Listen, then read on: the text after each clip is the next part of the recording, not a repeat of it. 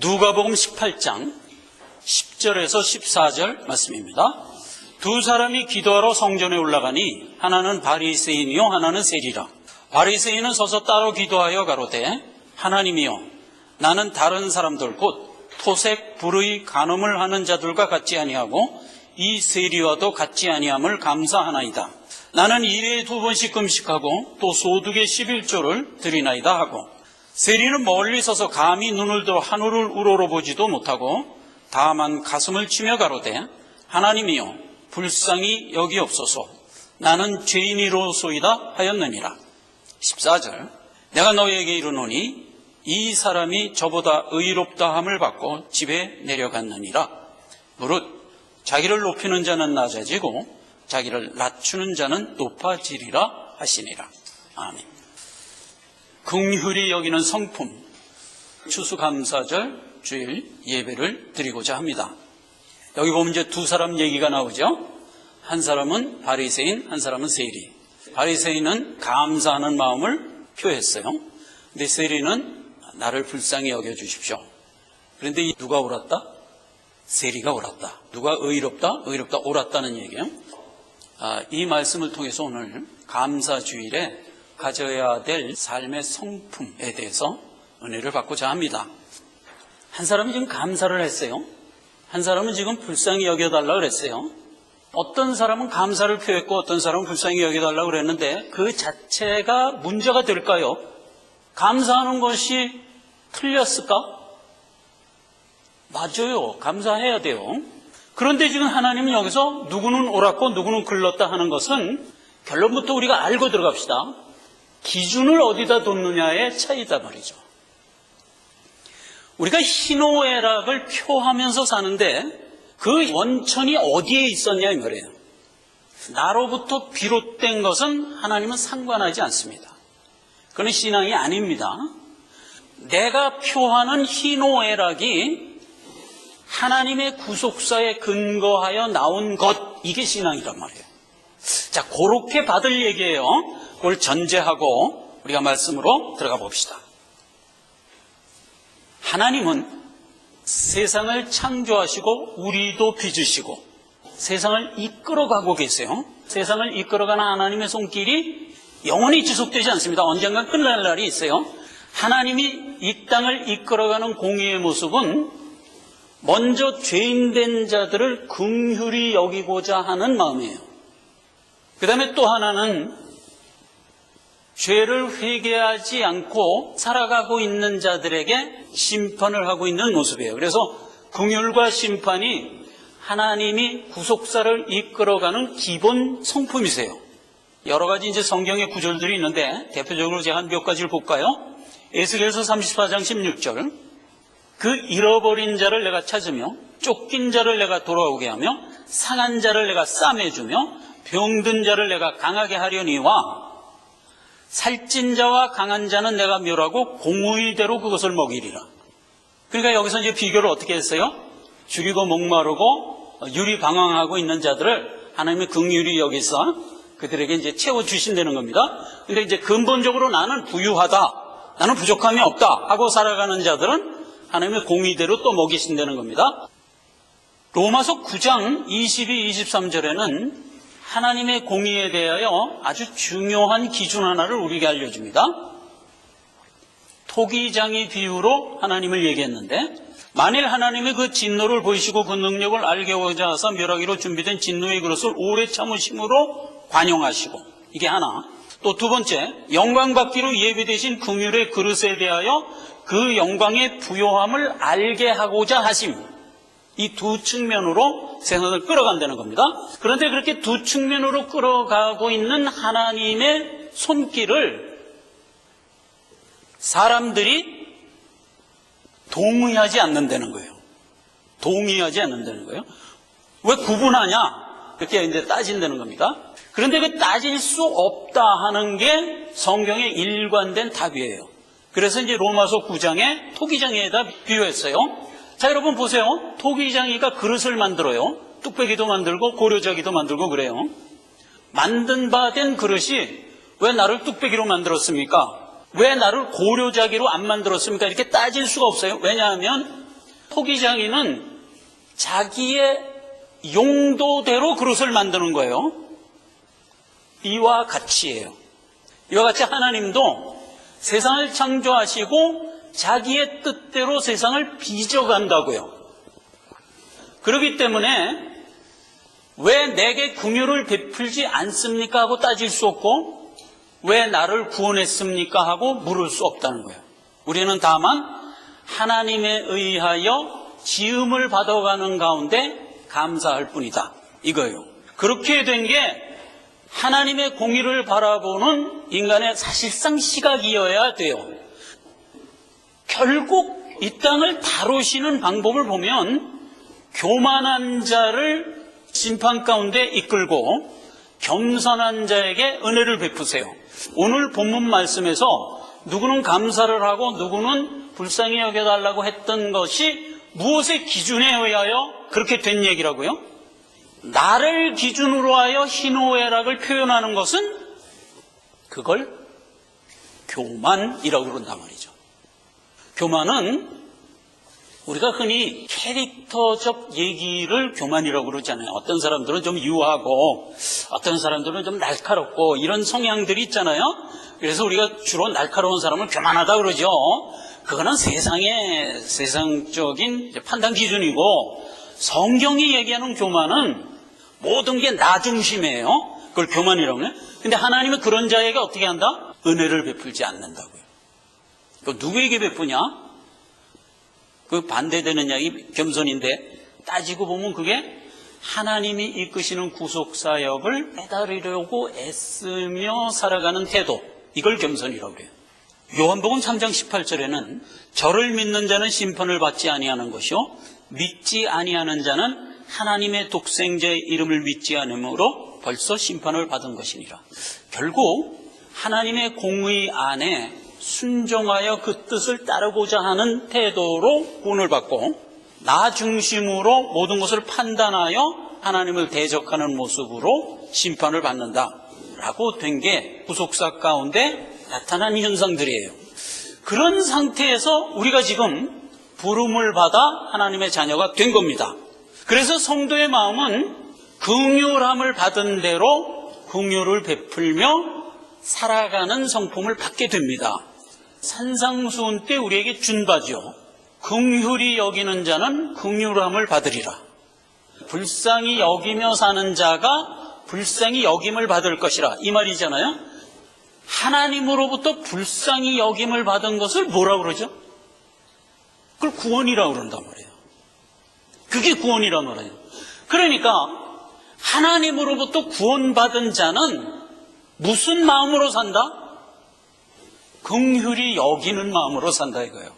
이렇게 구조된 것이 오늘날 믿는 우리가 갖고 살아야 될 성품이다 하는 얘기예요. 그래서 오늘 제목이 긍휼히 여기는 성품이에요.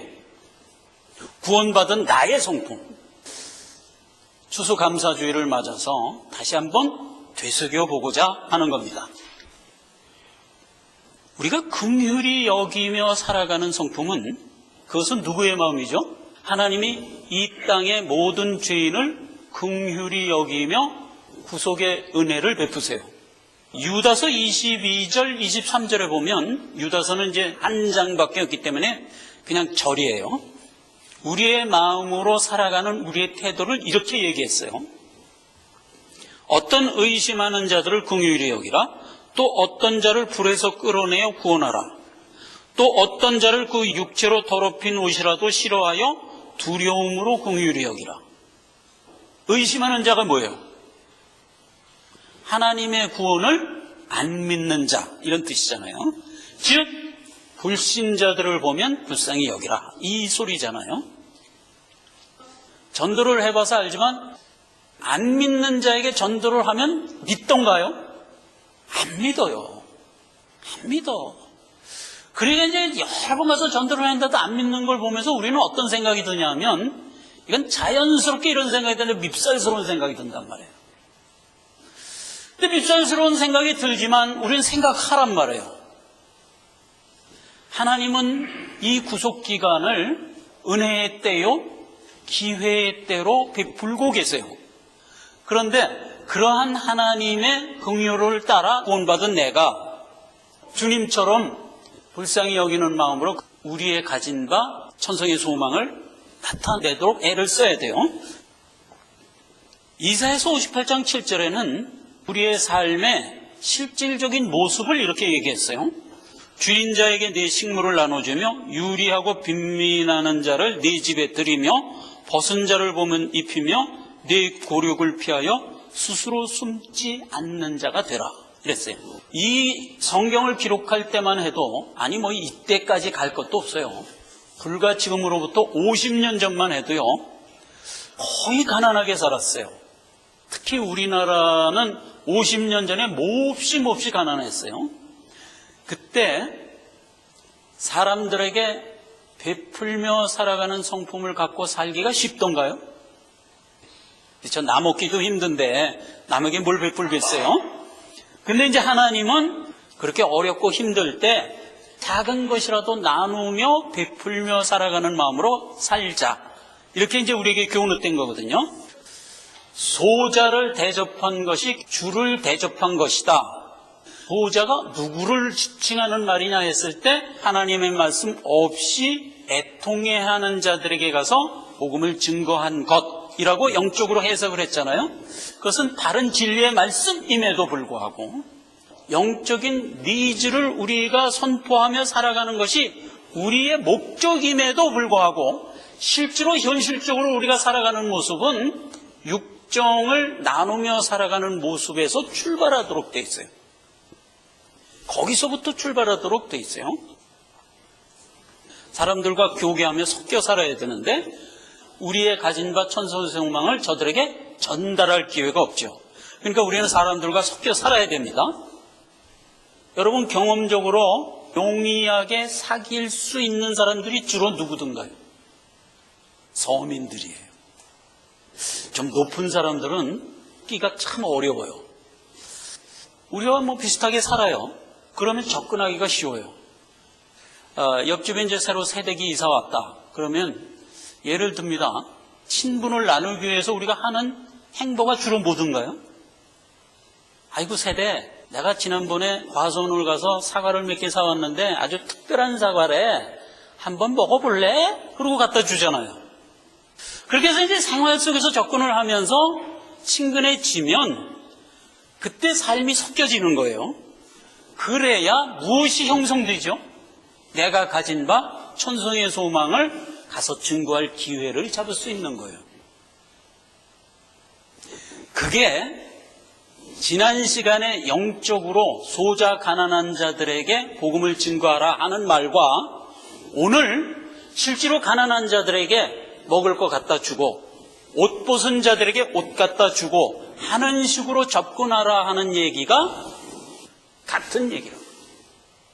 그렇게 해서 출발하여 영적으로 마무리를 하도록 하나님이 이렇게 엮으신 거예요. 그래서 하나님은 택한 내 자녀를 어디다 주로 심어줄까? 가난한 자들에게 주로 심어줘요. 많은 택한 자녀들이 일어나는데 비율적으로 보면 가난한 중에 있는 자들 중에 택한 자들이 많이 일어나요. 부자와 아주 유료한 사람들 중에는 뭐 전혀 안 나오는 건 아닌데 아주 비율적으로 적어요. 그러니까 우리의 삶의 필드도 어디에 넓혀져 있어요? 서민들과 섞기가 넓혀져 있어요. 함께 나눠서 이웃되기가 쉬워요. 베풀며 살아가고 있는 성품은 어디서부터 출발된다? 육정을 나누는 것에서부터 출발할 수밖에 없고 그렇게 해서 삶이 섞여지면 우리가 가진 바 복음을 나눌 수가 있어요. 여러분, 만약 누가 택한 자라면 택한 자인데 아직 복음을 못 들어서 구원받지 못한 자가 누군가에 의하여 복음을 들으면 반드시 반응하여 깨어나게 돼 있어요. 이건 하나님이 만든 원칙이기 때문에 틀림없어요. 그런데 경험적으로 우리가 그런 경험 많이 못하죠. 왜 못하죠? 비율적인 것 때문에 그래요. 10명을 복음을 증거해도 9명은 다 거절을 해요. 그 중에 1명이 구원을 얻기 때문에 비율적으로 경험하기가 아주 어려워요. 그래서 우리는 자꾸 어떤 생각을 하냐? 복음을 증거하고 싶은데 에이, 증거해봐야 또 안 믿겠지. 차라리 말지. 포기하게 돼요. 근데 하나님은 포기하지 말라는 거예요. 때를 얻든지 못든지 전하라는 거예요. 우리는 하나님이 우리에게 베풀어 주신 긍휼이라는 마음을 갖고 살아가는 자들이에요. 사도 바울은 그 얘기를 이렇게 했어요. 고린도전서 9장 22절 이하를 제가 한 두 구절 읽겠습니다. 사도 바울이 자기 신앙 간증식으로 한 얘기예요.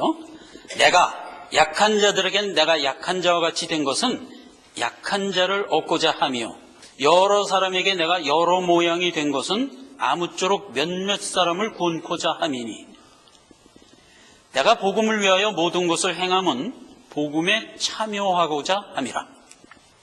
그래서 우리가 항상 모든 사람들에게 증거하고자 하는 거예요. 그래서 사도 바울은 약한 자가 있으면 나도 약한 자같이 되고 강한 자가 있으면 나도 강한 자같이 되는 거예요. 우리가 왜 공부를 열심히 해야 되나요? 열심히 해서 높은 자가 돼야 폭이 넓어져요.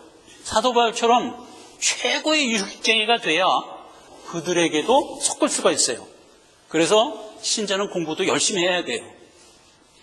내가 모든 모양으로 모든 사람에게 맞추고자 함이라 그 얘기예요. 신자가 그렇게 살아야 됩니다. 만약에 하나님이 부자를 택했다.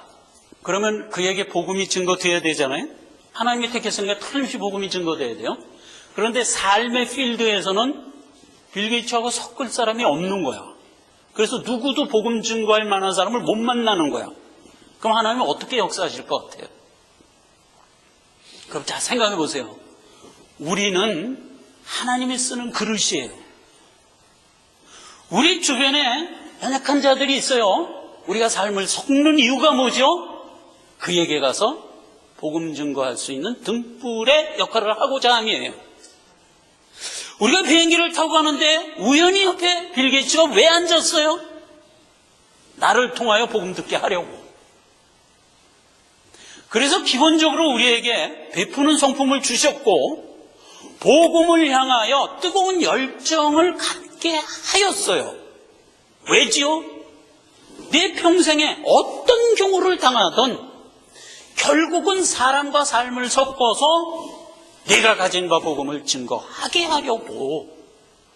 그래서 하나님은 먼저 우리에게 이 세상을 살아가면서 베풀며 살아가는 기본적인 성품을 주어 넉넉히 그렇게 행보하여 살 수 있도록 축복하셨단 말이에요. 이걸 감사하자. 아까 바리새인의 감사는 어디서부터 출발된 감사예요? 내가 잘나서 이렇게 잘 살고 있습니다. 이거는 신앙이 아니에요. 하나님이 나에게 모든 걸 베풀어 주신 이유가 뭐다? 이 직분을 행하게 하려고. 그렇게 해서 감사하는 자가 되자 이 말이에요. 우린 감사해야죠. 감사는 하나님이 내게 베풀어 주신 것 때문에 할 수 있어야 돼요. 기도하겠습니다. 하나님 아버지 은혜를 감사합니다. 오늘 추수감사주의를 맞이해서 감사하는 자 또 긍휼히 여기고 불쌍히 여기는 마음을 가지고 살라고 명하십니다. 주의 마음을 받았사오니 모든 사람과 교제하면서 등불의 역할을 감당하게 하옵소서. 예수님의 이름으로 기도했습니다. 아멘.